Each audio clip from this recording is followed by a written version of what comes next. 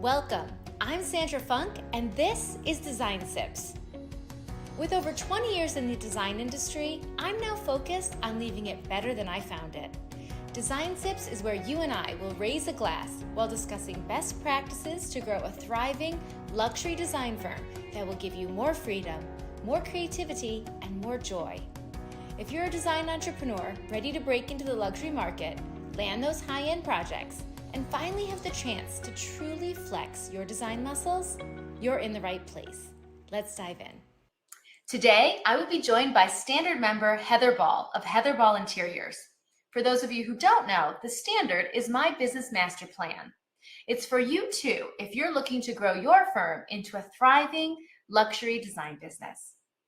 Enrollment for the Standard only happens twice a year, and we're open right now. My guest, Heather, has spent her professional career designing luxury properties. For more than 2 decades, she has managed hundreds of redesigns and renovations for financial institutions, luxury hotels, and multi-million-dollar homes. Okay, superstar. An entrepreneur at heart, she has leveraged her industry experience to build a business of her own. Her team now consists of freelancers and consultants who all work remotely. Brilliant. Let's see how the Standard has improved her business. I'm excited to dive in. Let's bring Heather on. Welcome, Heather. I am so completely honored to have you on Design Sips. Thank you for being here. Oh, thank you for having me. I'm so excited to be here. Absolutely. Okay, so cheers, everybody, to Heather and being a Standard member. We're going to dive into all the details. All right, so let's start by going back to pre-Standard times. Heather, I want to know, what was your business like and what type of hurdles were you experiencing before the interior design Standard? So my business is a little bit different because I'm not your typical designer because I do have a long background in business. So I actually worked in a large commercial firm starting in '98 for years up until that wonderful recession in 2008. So I never was going to do residential design. I was only going to do commercial. I was actually designing hotels.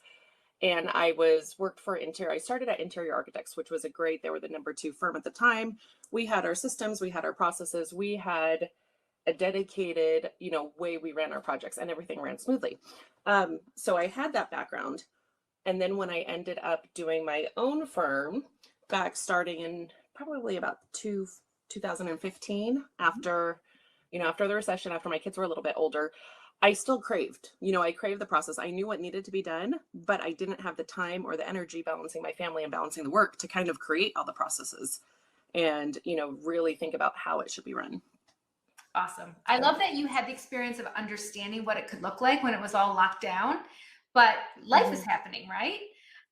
Yes. And I had this, it's one of those things that I had in my brains for a long time, like, oh, wouldn't it be great to do this? Or I should do this and I should do that. And I knew that, for meetings, we needed meeting agendas or, meeting notes. Those are all the things. But in residential, you don't necessarily do that sometimes because it should be done, but it's not. Yeah, we just get going and you're kind of, a lot of times I think we're moving so fast that we can't see the forest of the trees. And it wasn't until I was pushed to my limits that I said, no, we're going to stop and we're going to do it right. And I'm not taking on one more project until I get the systems in place and get it. And I remember working multiple lead designers in my firm and we were just going, and I'd be looking at a spec schedule or meeting minutes and everybody's version was different. And my mind was boggled because it was too much for me to I was like, well, I just edited that other one and made it so good and so concise. And now this one's here. Like, why are we not all doing it the same way? And that's the same thing I was finding running my own business is I was taking what I had from the hotel and the hospitality and the commercial side and then bringing it over to the residential side. And that was like way too much. The contractors wouldn't even open it and read it. They wouldn't do it. So every time I was doing a project and doing my interiors binder, I was tweaking it and I was tweaking it and I was tweaking it and continually evolving it. Right. And the Standard head have just said, no, this is what you need to give them. This is how you get it. And it's been great. Love it. It's been really so good. Okay. We're going to dive into more juicy details. So tell me, what about the Standard made you think that it might be right for you? How did you get interested? So again, I think I had mentioned this to you and to Sarah, I was actually going to join this session before, but then I had just signed up for another coaching program and I was really enjoying that and being involved in that. So I wanted to wait. And it was really just to get the processes down. And I don't think anyone realizes how much information, like all the documents, all of that that's given to you. It really, I mean, module 4, I don't know if that's been separated, but that just blows your mind. Like that could be a whole class, that whole module 4 on its own. There's so much information. So I think it was just, I knew what needed to be done to have my projects run successfully. I knew what I needed, but I didn't have the time to kind of create it on my own. Yep. Love it. Well, I'm glad you finally came around and joined us, because you have been a thrill to have in the group for sure. And okay, so I'm going to find out more. What was your experience when you were implementing the standard? How did that go for you? So it was interesting because I actually started implementing it right away before we finished the whole standard. So at that time I was going through presentations, and one of the first things that I implemented or brought into my project was you had the House of Funk experience, just that Canva document that really walks your potential clients through how you work and what you're going to deliver to them. So I actually started that. I think I did the May of 2021, and like mid-May, before we even finished the program, I was already presenting that to clients, and everybody loved it because it gave them a clear understanding of what my role on the project was, what I was going to give to them, and kind of what the outcome was. And so they were excited to get started. Awesome. Awesome. That is one of our, just one of our favorite tools that we refined, and I did such deep dives when we were creating that. And it really came from the idea that I switched everything, right? When I stopped, I had my really difficult time. I had broken into the luxury market, but I really wasn't ready for luxury. I didn't have my shit together enough, right? And that is when I realized everything has to be through the eyes of the client. Every interaction, every conversation, it all has to be, how do they feel about it? What are they getting? What do they completely understand what's happening next? Where are they in this process, right?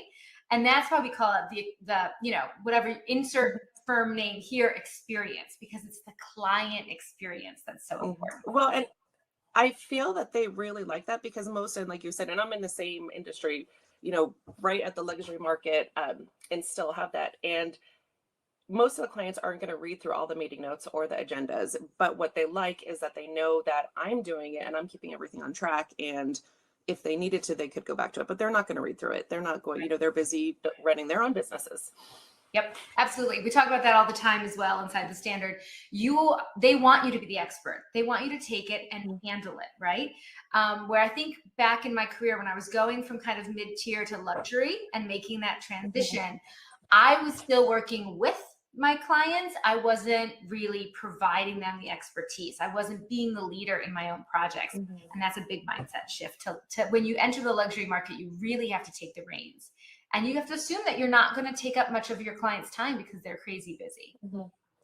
And I think that's one of the things that the standard definitely helps you, is to stand in your space and become the leader and really take the reins of your projects. Oh, awesome. I love that so much, so much. Okay. So tell me about your first potential client experience using the standard. So it was interesting. I went to a consultation, and like I said, this was in the middle of May when we were still working through the standard. They paid my consultation fee, which I do charge. I know you say not to charge, but I do still charge for that, for my time to go out. And they loved it. They did my proposal, did everything, and they came back and they said, you're more expensive. We really like you. We really like everything that you do, but you're more expensive. So the first two that I had, now I did raise my rates and I did raise those. The first two presentations that I had with the experience, they actually said no. And what was interesting is the first client that I put it through, which is my total ideal client that I'm working with right now, love it. And we're presenting our detailed design meeting next week.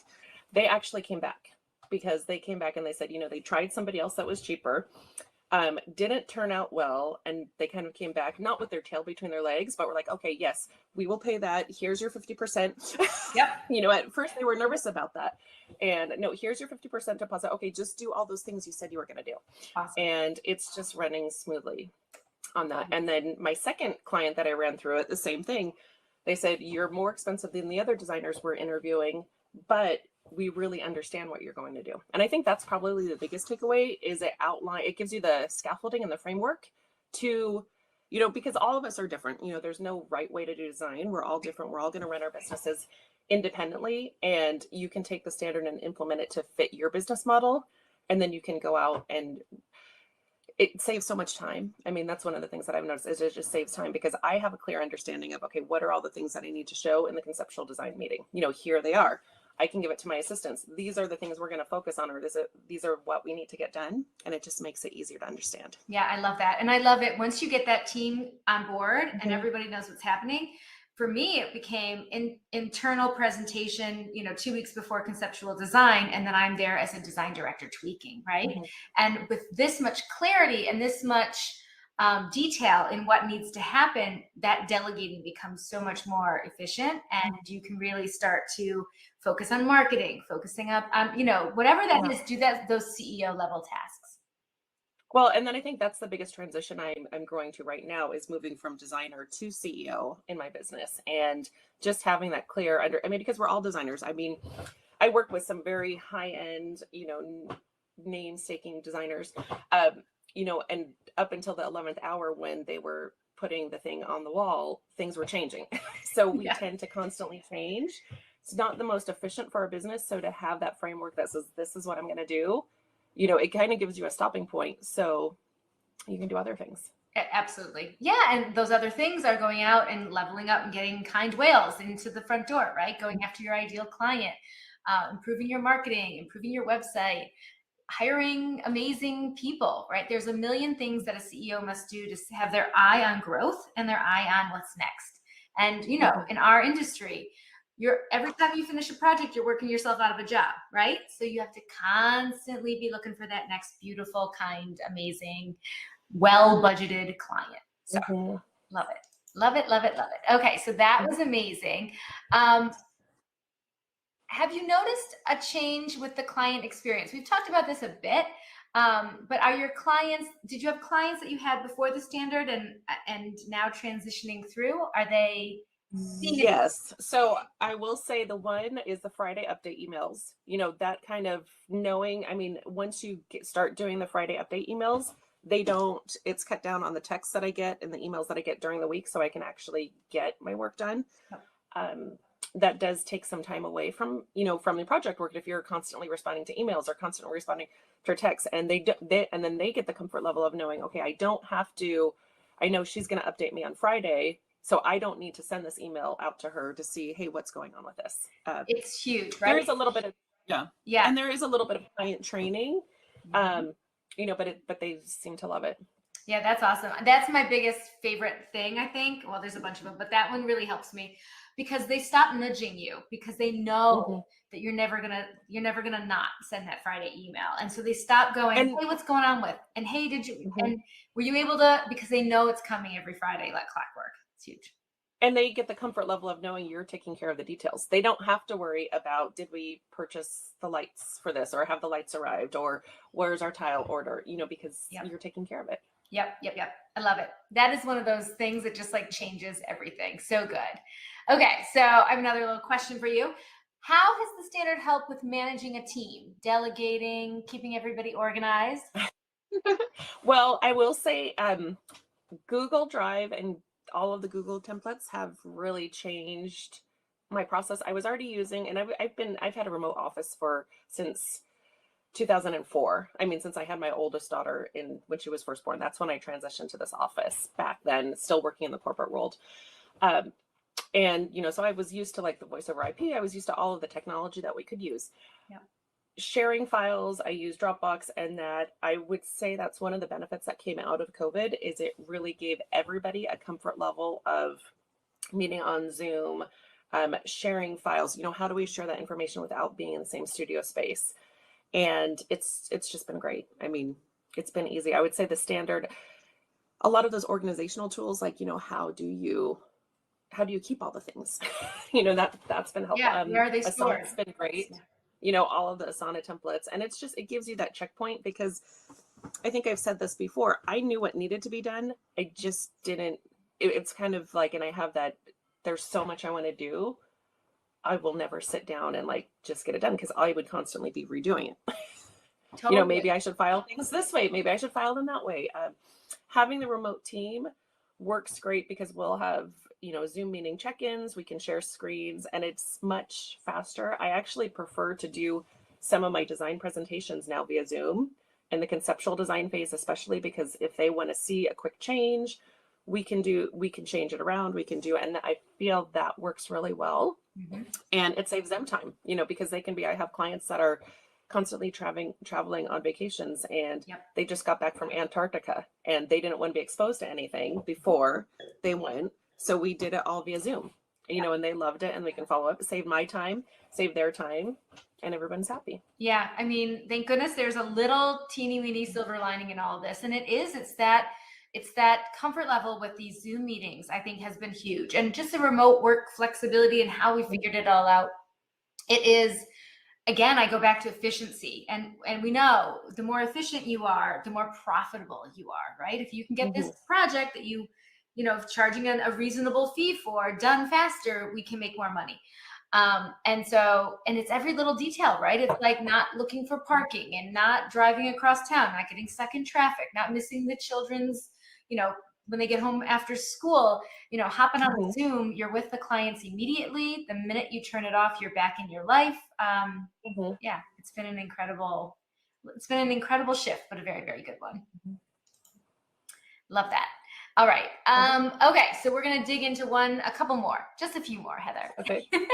A big hesitation some designers have about enrolling in the standard is, of course, the cost. Do you have anything to share for those who are on the fence? You know, that was easy. And I was on the fence too. And, you know, we did the standard with a group of our own, like a little first baby group of sub designers that we did it. So we worked on it together outside of the group.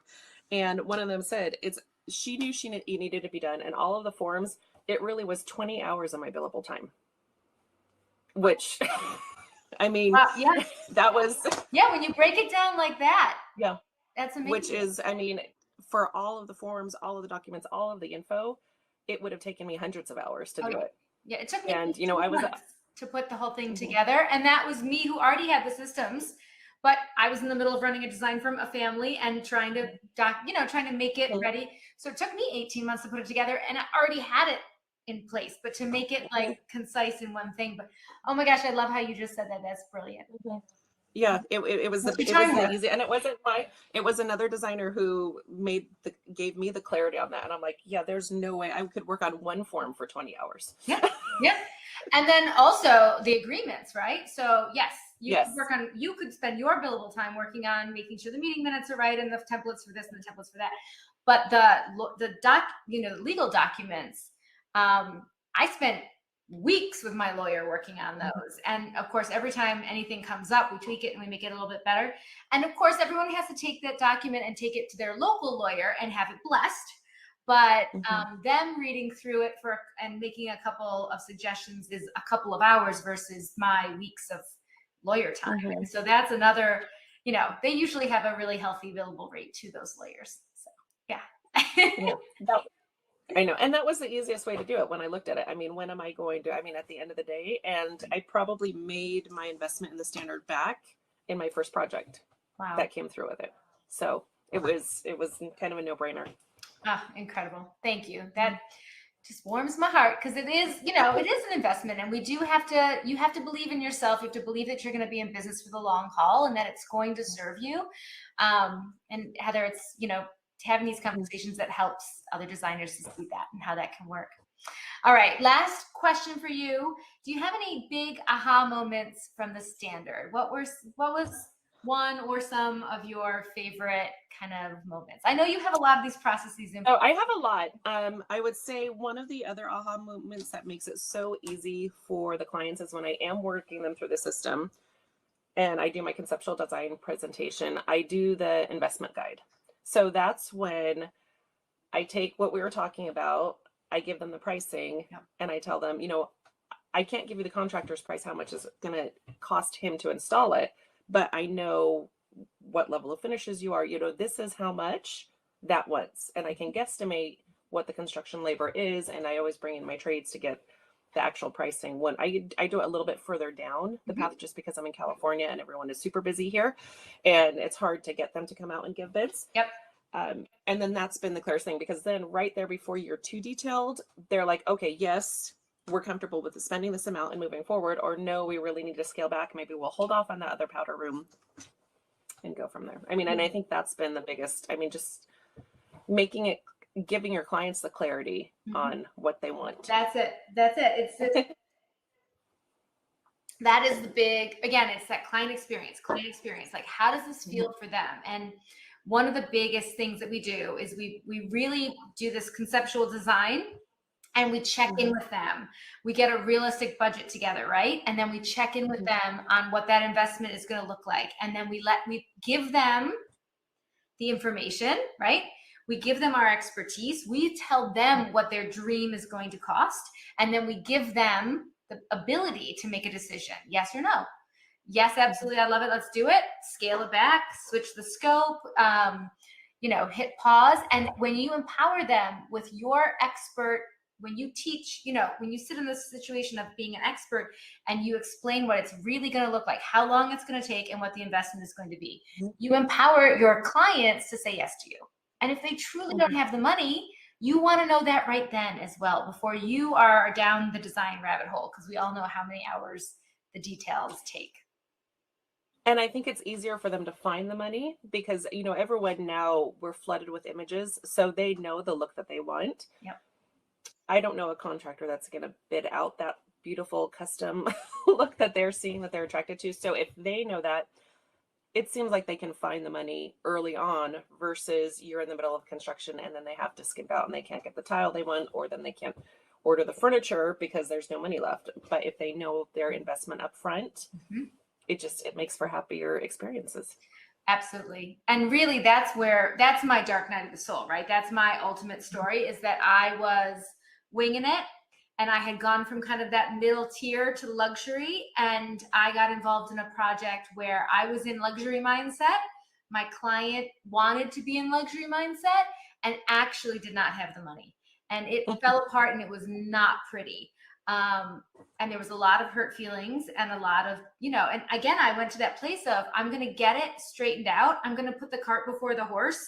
I'm going to do it the right way, or I'm not going to do it anymore, because I don't know how to make this comfortable and make this fun and make this a beautiful experience if I don't fix those difficult conversations. Have to come way back in the beginning.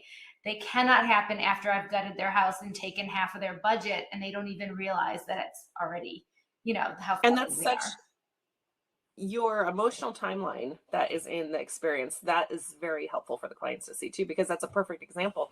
They don't understand. And when you're in your rough electrical and rough framing phase, they're not, they're paying out a lot of money and they're not seeing a lot. We can walk in and see it.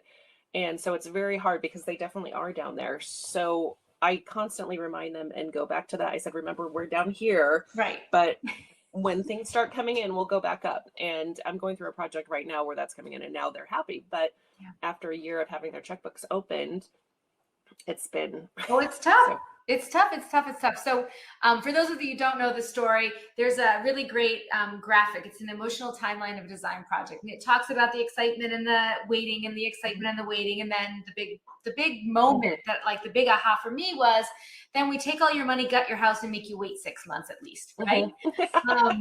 And that's 6 months of, they've spent all the money, they aren't seeing the return yet, everything is dusty and disgusting, or they've been displaced, they're not even living in their home, maybe, depending on how big this renovation is.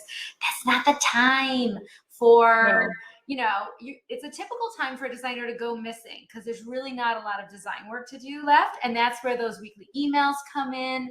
That's where it's a great time to send over basket of muffins, a bottle of wine, a wreath for the holidays. They're just in the shit. They're in the blah. And it's a really important time to stay connected to them. It's a really bad time to ask for more money. So a big part of the standard is flipping the switch, having those difficult conversations in the beginning when spirits are high, when everyone's in the honeymoon phase, and also getting paid for our design work before they're in the throes of paying for major construction, paying for major contracting fees, all of those details and things. So it's just flipping things around. that's also been huge for me because I was waiting until they started construction or part of construction. And I was billing that way once they were in construction, but now switching it where, okay, you're going to pay me everything up front and I still am going to come during construction has been huge because at that point they're just, their checkbooks are open and they're writing bills, checks all the time. And it feels better that they don't have to pay me because they've already paid me and I'm still there. Exactly. And I love that. And I think one of the big things, it was a big shift for me. I have clients that I'm doing my third, fourth, fifth something project with. And, they reached out recently and were like, where are we financially? Are we square? And I'm like, yeah, paid in full. You're all set. And construction hasn't even started, but all their purchasing is done. Their freight and taxes paid. All of my design fees are paid, but they know I'm not going anywhere. I am going to be with them all the way through the project. Back in the day when I billed hourly, I had the experience over and over again of somebody going, oh no, you don't have to come by today to check on the wallpaper hanger. We got this, because they were like, tick-tock, I'm going to get that bill, right? And so I was kind of getting scooched off the project when the truth is I needed to be there to talk through where the center of this mural was going to land and how I wanted the seams to be done and all the details that we need to be there for, because this is our love, this is our joy, this is our art. Yeah. And we do need to be there for the details. But like you said, if you're on the hourly model rate, they get to a point where they don't think they need to pay you hourly to come in and do those things. And, knowing that you've already been paid in full for the project is great. Right. Because then they see you on site and they think, oh my gosh, look at this commitment. It's like a total different mindset. I love that. Instead of, you don't need to be here. You should go. You should go. Yes. So, yes. No, we can handle it in a call, or can I just send you a video?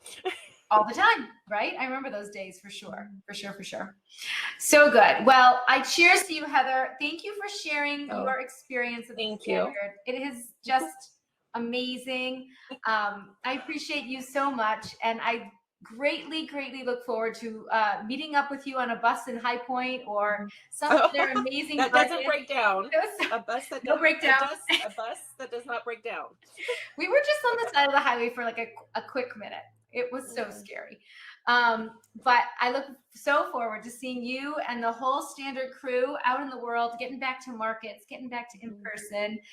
And again, I can't thank you enough for spending your time today, just helping everyone else understand what the standard has done for you. I appreciate that. Cheers.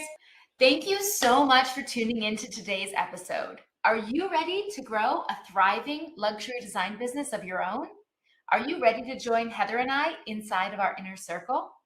Seats are limited, so be sure to grab your spot today at interiordesignstandard.com.